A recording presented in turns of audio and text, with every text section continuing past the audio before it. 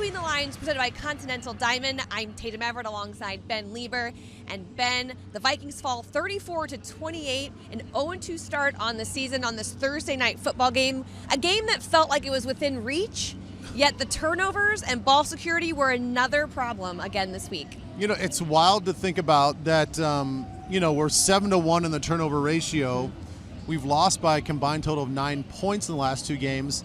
And it really feels like we are just giving these games away. Yeah. Like we were as fast, as physical, and as good as the Philadelphia Eagles tonight.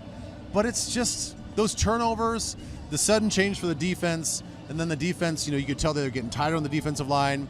The Eagles switched up their game plan, started running the ball on the inside, and we couldn't stop it. You can't stop something when you're falling behind in time of possession by 19 minutes. It really kind of sticks it to you when you hear it in those terms. And also 4 turnovers this game, 3 in the first half. It's a record. Six fumbles in the first 2 games is a season tie of 2003. It hasn't happened for a team since 2003. So it doesn't sound good, yet this team still managed to stay in this one. I mean, that's the thing. If you want to think optimistically, which we have to because we still have 15 games left of this season, we're this close. Mm-hmm. And you can, I think, for me personally, you can live with a player in JJ trying to reach to get the ball into the end zone. He just plays hard all the time. You can live with that. I still think it's the stupidest rule in the NFL, this whole touchback thing. And then you can also live with a good front four every once in a while getting to your quarterback, sack, fumble. But you can't live with a punt return, which was a good punt return. You put the ball on the ground. And Alexander Mattison hasn't gotten a lot of touches really this whole season so far in these 2 games early in the season, and he puts the ball on the ground. You can't live with those. I think we win this football game if we don't turn the ball over in those 2 situations. So is there a little bit of optimism and a little bit of a silver lining? Yeah, because we do some really easy fundamental things by holding on to the ball. We win these games. You bring up Alexander Mattison. It's another game where the run was not established. 28 yards in this contest total, which is kind of shocking when you think back at 346 passing yards on the other side of things. What is not working in that side?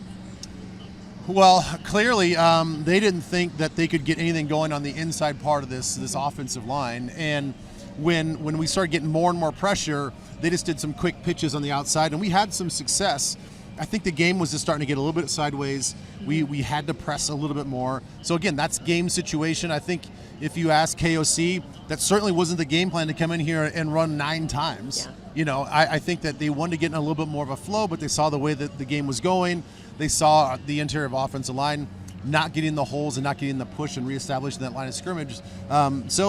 Yeah, man, hats off to this Philly front four. They're physical, and they showed it again tonight. I want to end between the lines on some positivity, though, because you have JJ coming out being just his second straight 150-yard plus performance, which is incredible to think about. He becomes the fastest player to net 5,000 career receiving yards in 52 games. It's amazing what he's doing out there. It's amazing. And again, that they are paying special attention to him. And there's a couple throws in there that I just can't believe Kirk even made that throw, and he's got to be so accurate. So JJ's been phenomenal these last 2 games, and I got to say, Kirk Cousins has been absolutely phenomenal. I mean, he's taken a pounding. He got hit a lot last week. He got hit a few times tonight. He got one right in the face early in the game that they did not call. They normally would call that against quarterbacks, but he takes a punishment. He stays in there, makes accurate passes. We had a couple drop passes that would have even padded his stats even more. Yeah, if you're going to blame Kirk Cousins for this one, you really can't. You're wrong on that account. Another bright spot, Jordan Addison. 2 NFL games, 2 touchdowns. It's the first time it's happened since Percy Harvin in 2009 for the Vikings rookie, and also Sammy White did it his rookie season. So if you're in that company, I say you're doing pretty good. Yeah, you're doing pretty good, and I think this is exactly how they wanted to utilize him, was to just soften up some of these defenses, get them really thinking about they're going to go to JJ or Hawkinson and those got-to-have-it situations. And we find those one-on-one matchups on the outside, and that's how he's really gotten free is they figure out, they get the right coverage, they get him lined up one-on-one, and then it's all about game speed, and that's everything that he showed at USC. Really want to dive into the defense. I know that's your specialty, and you mentioned them a little bit earlier, giving them a shout-out. They did have an impressive performance, bringing the pressure early and often there in the first half. obviously time of possession killed that energy and that ability to stay with fresh legs and things like that. What did you like about that performance in particular, especially after seeing the way they grew from week 1? You know what? How well they flew around the ball. You know, especially in the first half. I thought, you know, they're getting off blocks, they're disengaging up front, they're getting on tackles, and they seem like a defense that's been playing together in Brian Flores' scheme for the last 3 years. The way that they're all able to diagnose what the offense is trying to do, and they're all right on the sync, giving the right hand signals, giving the right coverage audibles. They all get it. They're all in sync, and that's not something that you see from a unit that has a new defensive coordinator in 2 games. So I think that they're clicking. They're right there. 41 snaps in the first half, though. That's a number that you see more at the end of the third quarter. So, I think the defense just got worn down on a short week, and it's unfortunate because I thought they were playing with their hair on fire. What I've really liked to see, too, in this game is that they pressured Hurts more. They were able to get to him a few more times. Danielle Hunter with 3 sacks on the evening, so I was really excited to see that side of things. And I'm really excited to see the Vikings get some redemption in 10 days when they return to US Bank Stadium to face the Chargers. Ben, one final note for Vikings fans who may be frustrated after, an 0-2 start.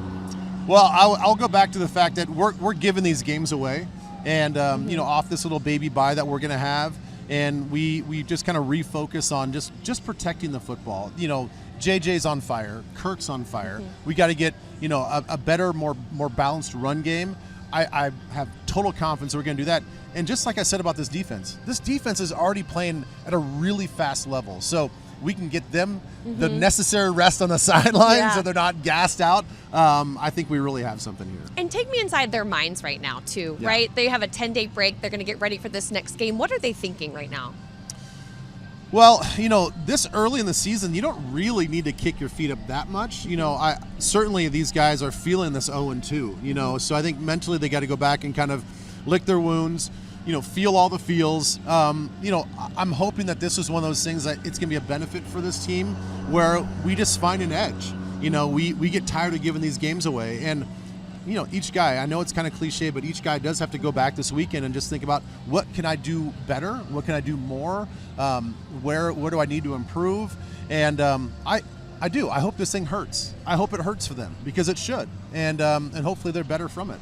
Hopefully they're better from it and better when we see them again at US Bank Stadium on September 24th for the Chargers game.